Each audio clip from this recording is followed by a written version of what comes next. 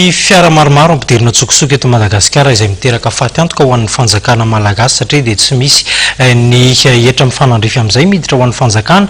Manoloana izay misy ny fanaraha-maso ny fisavana ataony avy eo anivony fahatserana. Efa mambolana izao no manatanteraka fizavana fiara ny fahatseranana amin'ny alalan'ny service de la surveillance et de la lutte contre la contrebande.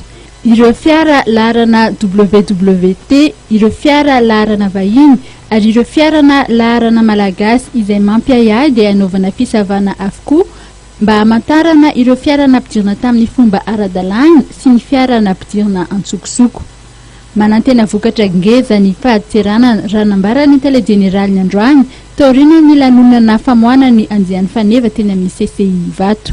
Tena mbola eo am-panadiniana zay amin'izao fotoana zao satria zany miaraka ny renseignement moa zany dia misy ny fiara miditra ny amin'ireny port kelikely reny izay fiara raitra tokoa moa zany dia miara-miasa amin'ny centre immatriculateur zany zay mijery récoller ny information rehetrarehetra ary tena manantena vokatra ngezangeza mihitsy zany. Miantso ireo olona tsara sitrapo ny fahatseranana izay manana vaovao mikasika ny fampidirana fiara antsokosoko, miantso ny laharana maitso 034 30 810 10.